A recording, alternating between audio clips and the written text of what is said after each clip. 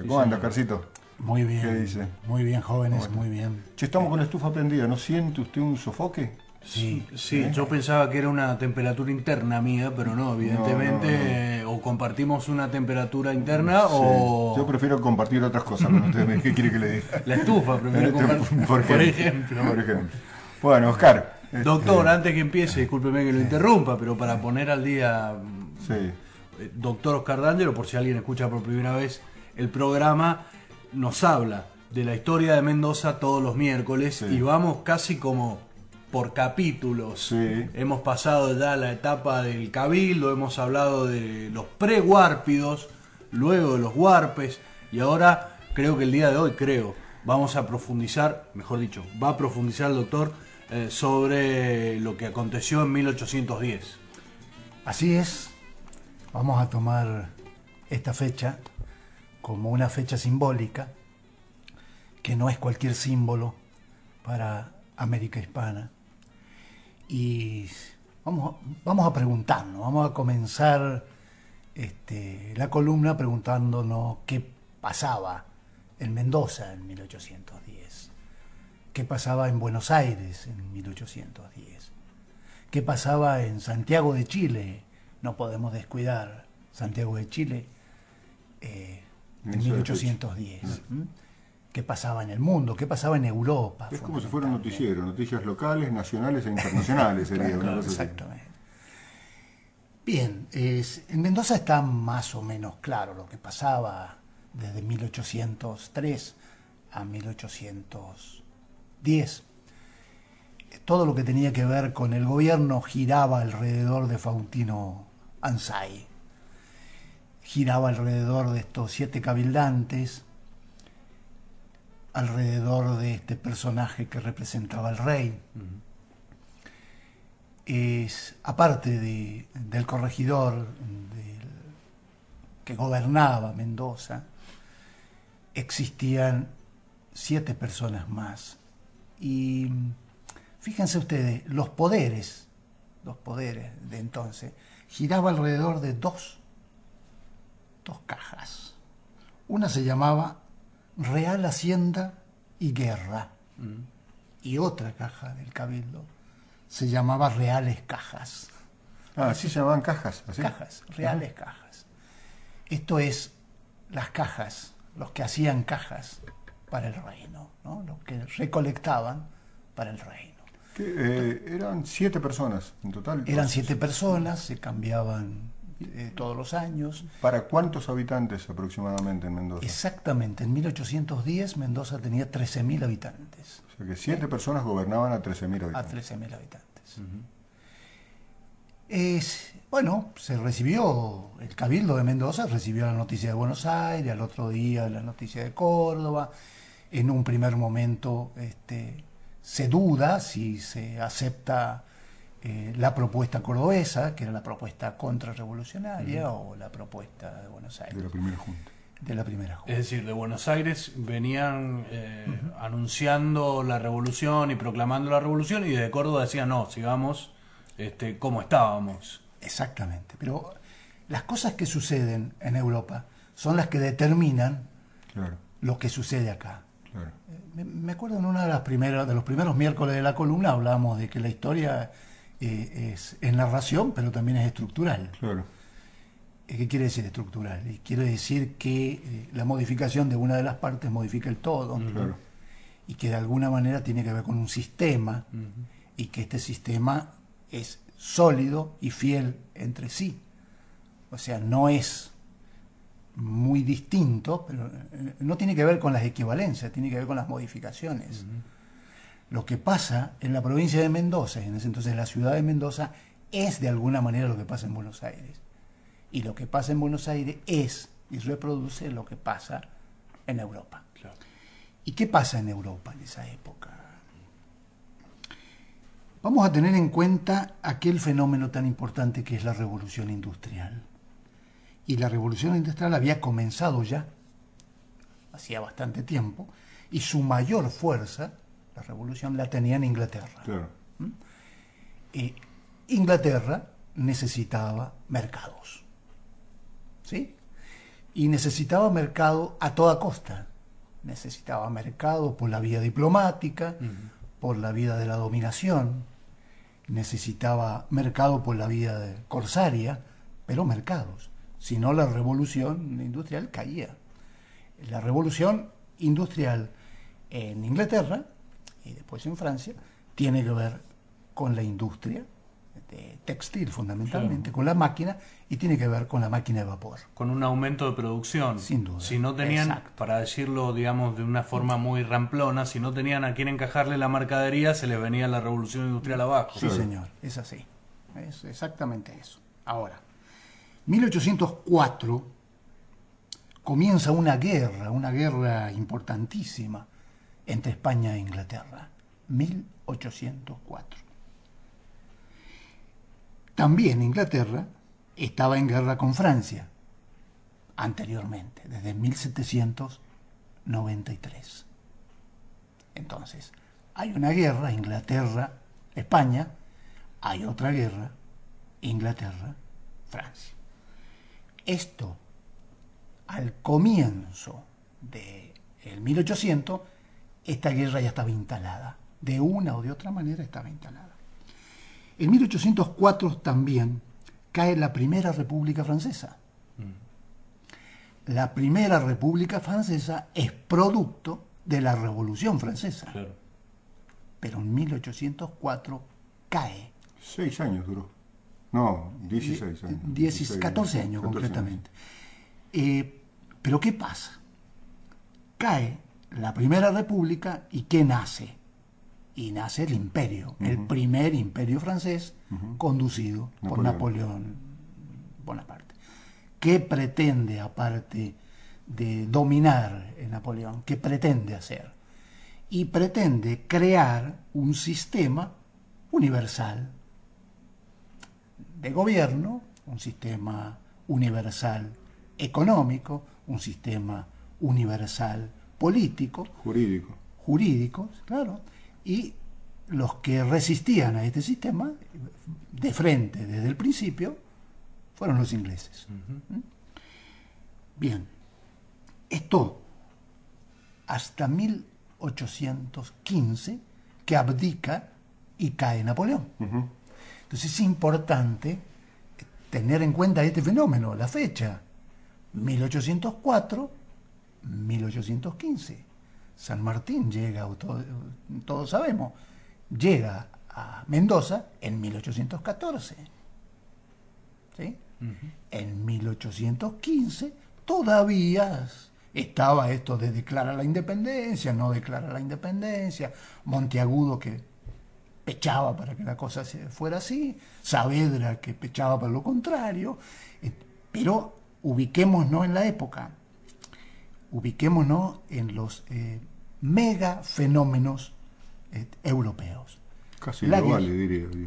Casi globales. Casi globales, claro. Sí, bien. Ahora, en 1805 se enfrenta Inglaterra con Francia y España en la más grande batalla naval conocida en la historia de la humanidad. La batalla de Trafalgar. La batalla de Trafalgar, donde murió Horatio Nelson, el conductor inglés de la batalla, pero la Real Marina... la Armada Invencible, la famosa Armada Invencible. Esta batalla es Inglaterra contra España y Francia, en el sur de España. Trafalgar queda en Gibraltar, en esa puntita, claro, entre África y Europa. Exacta, del mapa español, pero que les pertenece desde entonces. Entonces se instalaron, no salieron nunca más. Esta es la más grande batalla que se haya conocido desde el punto de vista naval. En España reinaba un Borbón por esa época, 1805, 1806. ¿Qué Borbón era? Era Carlos IV, que a su vez, como era bastante inepto para gobernar, quien gobernaba era el amigo íntimo de María Luisa. De la mujer. De la mujer, ¿sí? Sí, un clásico casi. Un clásico. ¿Amigo íntimo es un eufemismo? Sí, o- sí. En la historia dice, todos los libros de historia lo relatan como el preferido de la reina. Ah, Así es. Otro eufemismo. Otro. Está bien. Este se llamaba Manuel Godoy y fue famoso. Godoy era un pro francés, tenía muy buenas relaciones con Francia y con Napoleón. Fue Godoy quien le declara la guerra a Portugal. Y fue Godoy quien permitió que entraran las tropas de Napoleón a invadir y atacar a Portugal y que pasara por España. Claro. Y como ya lo hemos hablado en otra oportunidad, en cada lugar que iba pasando iba dejando algunos soldaditos. Francia dejaba ya Exacto, su Iba estela. acomodando gente. Bien. ¿Qué pasaba en Portugal? En Portugal gobernaba Juan VI. Juan VI estaba casado con la famosa Carlota Joaquina. Carlota Joaquina de Borbón, que era hija de Carlos IV y hermana de Fernando VII. Claro. ¿Sí? Ahora, cuando los franceses van pasando por España para invadir Portugal, ¿qué hace la corte portuguesa? Y se escapan. Se escapan a Brasil. A Brasil, claro. Entonces se instalan en Brasil, produciendo en el Río de la Plata un efecto, podríamos decir, un efecto nuevo. La hermana de Fernando preso, gobernando el imperio brasileño, portugués, y ella haciendo uso de, por supuesto, Carlota Joaquina es apasionante la historia de ella.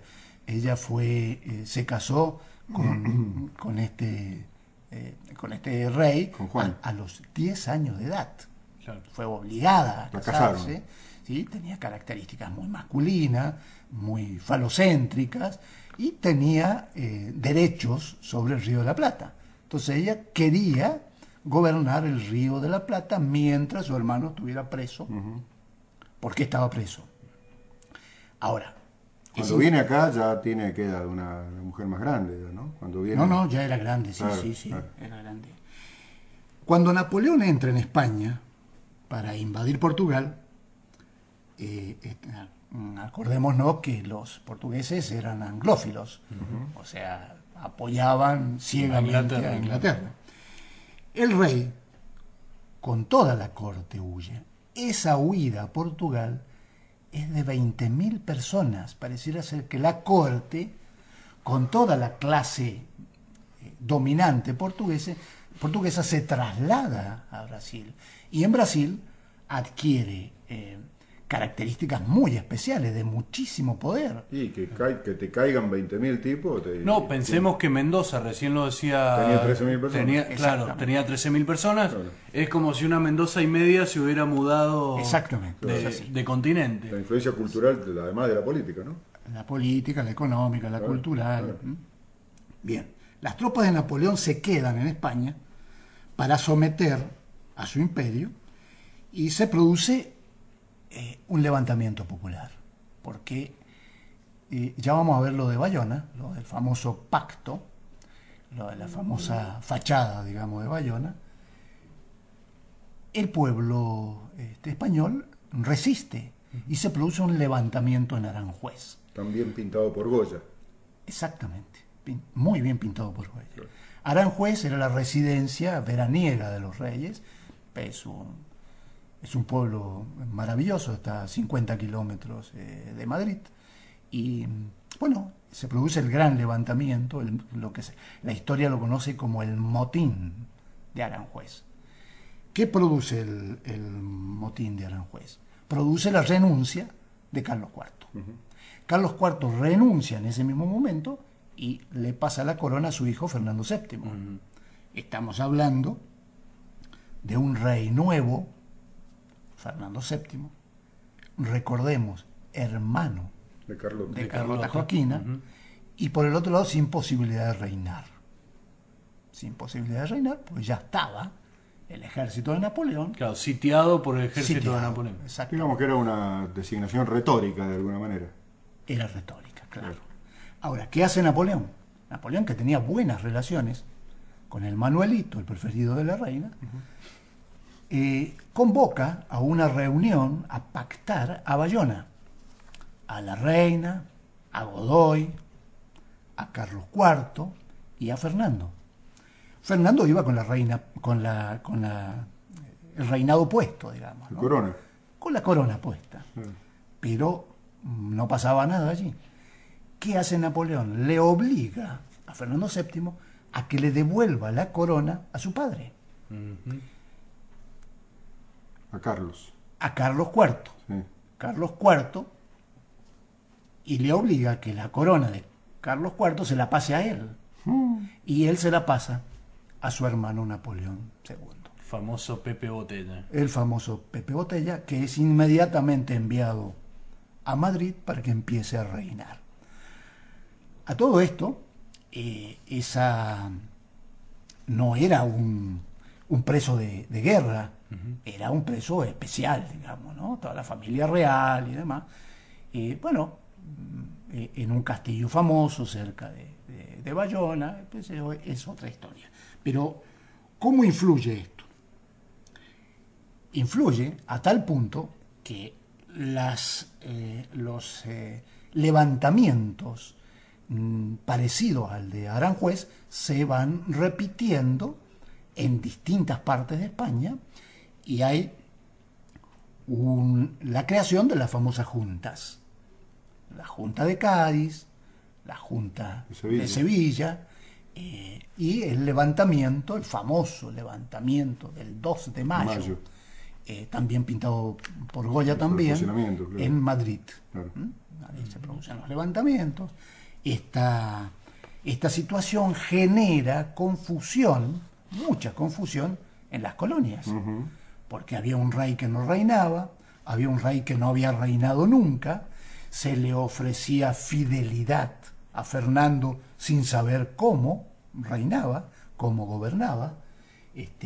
Entonces, la situación es confusa en tanto que las noticias que llegaban de Madrid eran ambiguas. Para colmo, con algún atraso venían, no se sabía si meses. Claro, no se sabía cuando llegaba la noticia, esa situación todavía seguía vigente o no. Y además hay otra ambigüedad que tiene que ver, una ambigüedad para mí muy difícil de conceptualizar, que es esta cuestión de estos levantamientos, los cabildos abiertos, que eran en oposición a ese sitio que hacía Francia sobre España, pero en realidad los hombres de Mayo, de lo que después fue Argentina y los países de Sudamérica, tenían ideales que estaban más cerca de los ideales de la Revolución Francesa que de la monarquía española. Exactamente. Sí, eso lo dejo como pregunta, si después en alguna de las columnas la quiere...